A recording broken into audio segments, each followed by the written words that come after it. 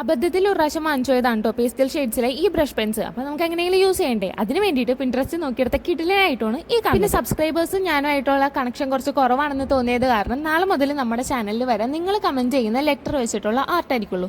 അത് ചിലപ്പോൾ ക്വീലിംഗ്, ക്ലേ അല്ലെങ്കിൽ പെയിൻറ്റിങ് ഏത് വേണമെങ്കിലും ആവാം. പക്ഷേ നിങ്ങൾക്ക് സജസ്റ്റ് ചെയ്യണോ അല്ലെങ്കിൽ ഇന്നത് വേണമെന്നുണ്ടെങ്കിൽ അത് കമൻറ്റ് ചെയ്യണമെന്നുണ്ടെങ്കിൽ മാക്സിമം അത് ചെയ്യാൻ നോക്കുന്നതായിരിക്കും. ഇന്നലത്തെ വീഡിയോൻ്റെ താഴെ ഡയാന വന്നിട്ട് പേര് പറയണമെന്ന് പറഞ്ഞിരുന്നു. അപ്പോൾ ഡയാന ഹായ്. 25K സബ്സ്ക്രൈബേഴ്സ് ആവുന്ന ടൈമിൽ നമ്മളൊരു ഗിവ് അവേ പ്ലാൻ ചെയ്യുന്നുണ്ട്. അപ്പോൾ അതൊക്കെ വേണ്ടവർ ഇപ്പൊ തന്നെ സബ്സ്ക്രൈബ് ചെയ്ത് വെക്കുക. എന്തെങ്കിലും ഉണ്ടെങ്കിൽ കമന്റ് കൂടെ ചെയ്യാം കേട്ടോ. രണ്ടാമത്തെ വർക്ക് കഴിഞ്ഞ് മാസ്കിംഗ് ടേപ്പ് മാറ്റിയപ്പോക്കും ആ പേപ്പറും കൂടെ ഒന്ന് കീറിപ്പോർന്നായിരുന്നു കേട്ടോ.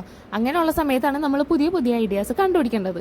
ചെറുതായിട്ട് അതിന് മുകളിൽ കൂടെ ഒന്നുകൂടെ മാർക്കർ വെച്ചിട്ട് വരച്ചു കൊടുക്കുക. അന്നേരം ഇച്ചിട്ടൂടെ ഡാർക്ക് ആയിട്ടുള്ളൊരു ഡിസൈൻ കിട്ടും. അത് നമ്മൾ എല്ലായിടത്തോട്ടും അണീവനായിട്ടൊന്ന് ചെയ്തു കൊടുക്കുക. അപ്പോൾ കറക്റ്റായിട്ട് ഒരു ഡിസൈൻ ആയിട്ട് തന്നെ തോന്നിക്കോളും. വേറെ ഇപ്പം എന്താ, മുകളിലൊരു ഹോളിഡാ സാറ്റൻ രൂപം കേട്ടാ സംഭവം സെറ്റ്. ബുക്ക് മാർക്കർ എങ്ങനെയുണ്ടെന്ന് എല്ലാവരും കമന്റ് ചെയ്യുക. വീഡിയോ ഇഷ്ടപ്പെട്ടാൽ ലൈക്ക് ചെയ്യുക. ബൈ.